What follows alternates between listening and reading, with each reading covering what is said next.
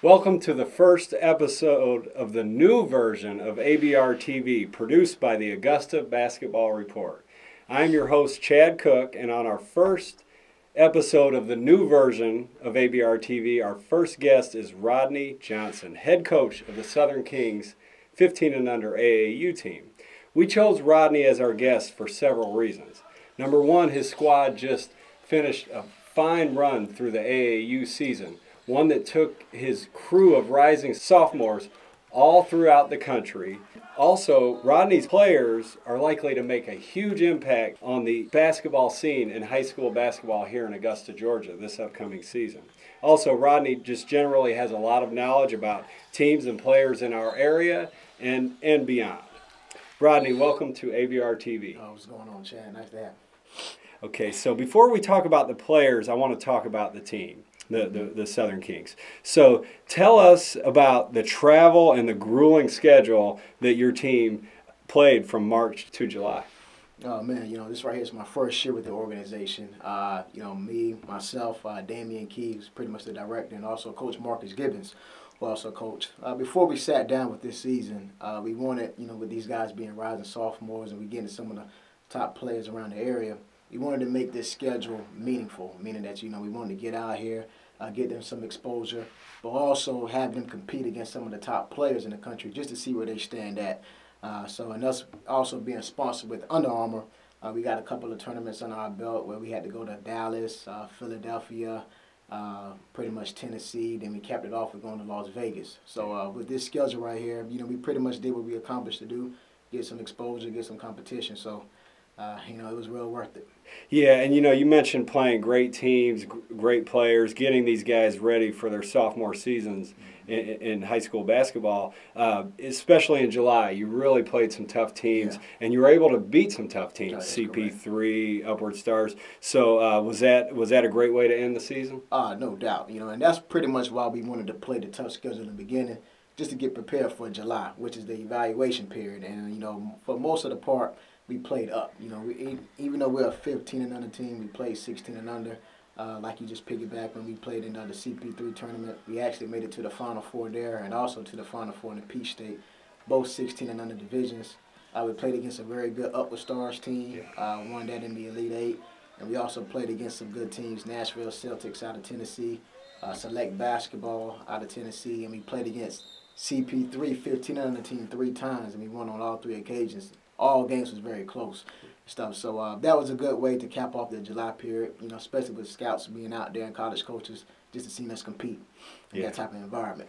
Yeah, and one notable thing about you that I've noticed is that you work with your players individually quite a bit during the afternoons, probably in the summertime mornings or whatever. Now, I also noticed that your team improved a lot from April to July. Do you think that time in the gym helped? No doubt. I tell these guys that, every day, pretty much Monday through Sunday, you need to be doing something with basketball. If we don't have AAU practice, then you need to be in the gym. And as a coach, I kind of try to practice what I preach. So if I'm going to tell these guys to be in the gym, I want to be in the gym with them. And so we do pretty much individual work, shooting, back, dribbling, defense, athleticism. And that right there paid off, because that right there starts pretty much all year round. Yeah. And so we've seen the benefits of our work starting in July, and so it did pay off. Pretty much doing individual workouts and stuff. I agree. Now let's take some of the players one by one. Reggie Reid, Harlem High School, one of the best players in our area last year, regardless of class, as a freshman, all-area performer. Tell us about your point guard. Reggie, I've been, coaching him since he's been 9, so I've been seeing him pretty much progress all the way up here. He had a great year last year as a freshman, any freshman pretty much in the country. And he did that, and that piggybacked into him being known nationally and getting recognition from college coaches. One thing about Reggie that a lot of coaches pretty much rave about is his athleticism. He's very athletic, and also he plays good defense. Even though he scored a lot for Harlem last year, a lot of the camps that we went to, the scouts really like his unselfishness and stuff. And so him being a point guard, he still has some things to learn. Pretty much the point guard is like one of the toughest positions to learn. So he has to kind of work on his intangibles, like, leadership, decision-making, which every young guard has to. But the thing with Reggie is that he wants to get better, and he knows that. And, that's one good thing about him that I pretty much love. And, he's a good guy just to coach. You know, he's very coachable stuff. So he has a lot of upside, and you know, I'm pretty much hoping for big things to come for this season as well. Yeah, me too. From last year. We are too. Now, Aubrey McRae, your newest addition to the Southern Kings, he was, in my opinion, maybe the most productive guy in the Glen Hill squad last season. And tell us what things he has brought to your squad. You know, Aubrey, he's another guy that I've been watching coming up ever since he was young. The thing about Aubrey that I like the most, a lot of people may see his offensive game, but he plays very good defense. He has good length. He's around 6'3". You know, we had him for the July period. He did a very excellent job being an on-ball defender. Sometimes we would put him on one of the toughest players that we was playing against. And he has a good basketball IQ. He comes from a family, both his mom and his dad both played college ball. And he's a coach's son. Yeah, he's a coach's son. So it shows on the court as far as with his IQ, decision-making. He has a lot of upside. You know, he can, you know, he's kind of thin on the side, but he can pretty much frame out a little bit. You know, once he starts to commit himself to the weight room, getting stronger, you're going to see a lot from him. Yeah. You know. Yeah, I agree. Now, Jashawn Brooks, a lot of people are excited about all the things that he brings to the table. 6'4" shooting guard. I emphasize shooting here. So tell us about Jashawn. Yeah, just to piggyback what you just said, shooting. Jashawn, he's a lights out shooter. The thing about him, he's a deep three shooter. In other words, you have to pretty much defend him outside the three-point line. And he kind of fits the same mold as Aubrey. You know, they are both kind of thin shooting guards. Could use a little bit of muscle. But with Jashawn, man, the thing about him is that, you know, even though he's a shooter, I remember when we was at the super sophomore camp, a lot of the scouts was raving about his intangibles, about his rebounding, getting tip passes, being very vocal on the court. And he was also finishing around the rim. And so, you know, he has a tremendous amount of upside. You know, I think he's going to be great for Laney. They have some great coaching staff, just winning a state championship. I know Coach Buck Harris over there. He does a great job with kids. You know, he's been coaching me when I was coming up as well. So I see Jashawn making a lot of improvement in his game, and he wants to get better. You know, he's a coach's dream, meaning that, you know, he's a gym rat. He knows about the game. So I'm expecting big things from him as well. Yeah. Now, A.J. Gray from Washington County, in my opinion, he was probably maybe their second best player on the varsity squad last year. And he, you know, everybody that I know that is knowledgeable about basketball and that knows A.J. loves A.J.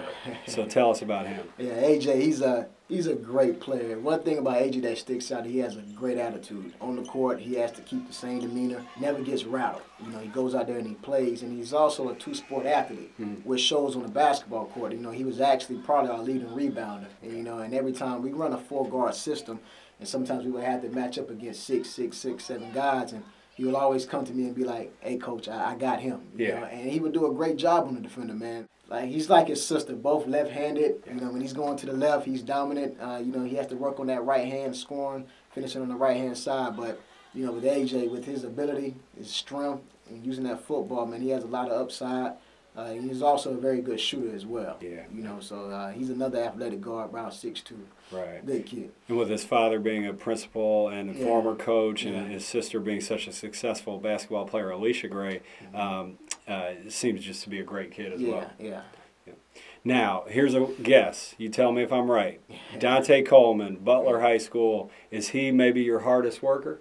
Oh, yeah, Dontae's a great, you know, he's definitely a hard worker. I mean, all these guys, they work hard. And you know, one thing about Dontae that sticks out about him and which I love is that when I've been knowing him, but when I first got to him this year, the first thing that he said to me was, you know, "Coach, man, what you do with Reggie, man, to get his hops up, you know," and stuff. And so a lot of times kids, man, they don't really do that. And so he wants to learn, he wants to get better, and that's what he wants to do. And he knows that in order for him to be one of the top guards in the state of Georgia, which I think he's going to have a great year next year, being at Butler, being one of the main vocal guys, I think he's going to do well. He's an attack type of guard. You know, he's the type of guard that he can score 40 points on you if you let him. You know, and I want him to have that same type of mentality on the defensive end.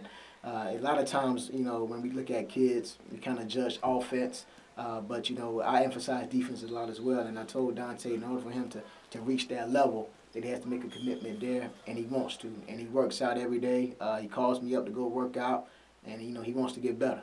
Stuff. So he has big things from him as well, man. You know, I think he's going to have a breakout year this year. Yeah, you know, and to close that up, the four of those guards have been with you all season, and just I have seen Reggie with his in-between game, kind of the little floater type shot. He's really seems to have improved that. I think Dontae's deep shot has gotten much better. I see Jashawn attacking the rim. And so kudos to you for helping those guys develop their games, as well as taking them to play the best competition and stand up to that competition and represent Southern Kings and Augusta and you and Damian and Marcus Gibbons and everybody very well. Thank you for joining us, and we hope to have you throughout the season and to inform our viewers about what's going on in Augusta and beyond with hoops. All right, no problem. Thanks for having me, Chad. Thanks. All right, man. Appreciate it. All right.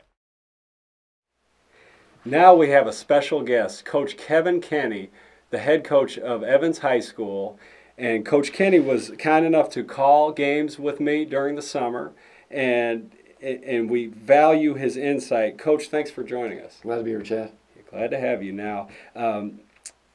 Coach, you and I have had a conversation that I thought would fit perfectly into this episode where we have focused on the Southern Kings 15 and under basketball team. And so the conversation is about guys that are in 9th, 10th grade playing AAU basketball at the 15 and under, 16 and under level, and then how that experience translates into varsity basketball at the high school level. So catch our viewers up with some of your thoughts on that. Well, the conversation that we had was you have kids playing 15 and under, and they're going against 15-year-olds in the AAU circuit, and then they're playing at the high school level, they're competing against 17, 18-year-olds, and they just can't do the same thing. Now, those are the average AAU teams, whereas you got the Southern Stampede and Southern Kings 15 and under. Those are the elite teams, and so they're getting that competition every night. But there's as well as I know, that there's a lot of AAU teams out there, and a lot of them don't play the type of schedule that those two teams play.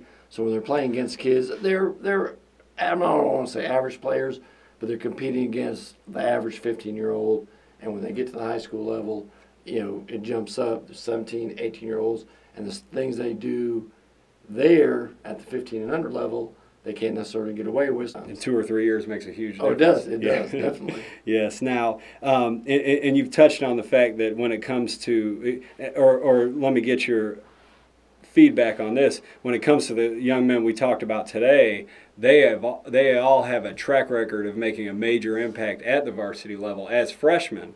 And so, talk about the benefit that a young player has getting that 3 or 4 years of significant minutes on the varsity level. Oh, well, anytime you get a kid in your system, whether it's AAU, whether it's rec, whether it's high school basketball, you get them in your system, the longer they're in there, the better it is. And with these, the under 15 kids playing varsity, and not just playing but contributing, I mean, it's just going to help immensely as they get to be juniors and seniors. They know the system. They've been competing at that level. Now, we're going to bring you back to preview our viewers on the Evans Knights, and we look forward to that, and we look forward to bringing you in from time to time. But give us a sneak peek. Are you optimistic about this season? Very. And I'm the type of person, if we're going to be good, I'm going to tell you. I'm not going to sugarcoat it. I'm not going to say, no. I mean, I think we have a chance to be very good. We got a lot of kids back. We had a couple new kids move in that they're not great players, but they're very good players that are going to give us some depth. We got Jacob Buchanan coming back, and of course Damon Foreman. I think Damon's one of the top young guards around. So we're very excited about it. Keep fingers crossed on the football players to get hurt during football season. Yeah. And, but we're definitely very excited about the season. Yeah, I'm playing dumb because I'm very excited about your squad as well. I've seen the guys, and I look forward to seeing the Knights this season. So thank you to Rodney Johnson. Thank you to Kevin Kenny. And thank you to our viewers for tuning in, and expect more from ABR TV from the Augusta Basketball Report.